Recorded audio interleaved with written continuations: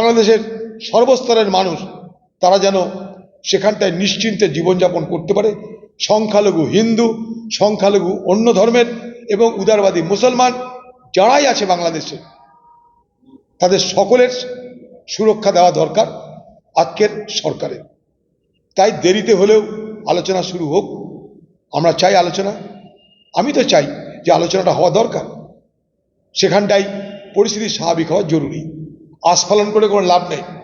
ভারত সরকার রাতারাতি গিয়ে বাংলাদেশে বোম্বিং করতে তো পারবে না। যতই আমরা বলি ভারত সরকারের ক্ষমতা যে রাতারাতি গিয়ে বাংলাদেশে বোম্বিং করবে, বাংলাদেশে কি সার্জিক্যাল স্ট্রাইক করবে। কোথায় সার্জিক্যাল স্ট্রাইক করবে, কাকে, কি লক্ষ্য?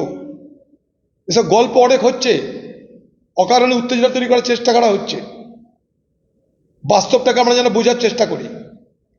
বাংলাদেশের সঙ্গে আমাদের সুসম্পর্ক দরকার এবং সুসম্পর্কের মাধ্যমে বাংলাদেশের এই কট্টরপন্থী মৌলবাদ শক্তিকে দমন করা দরকার।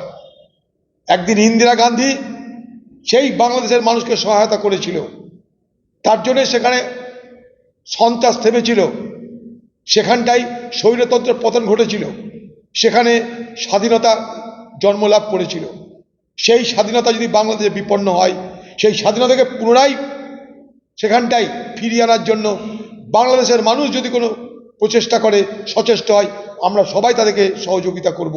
এটাই মানসিকতা হওয়া উচিত।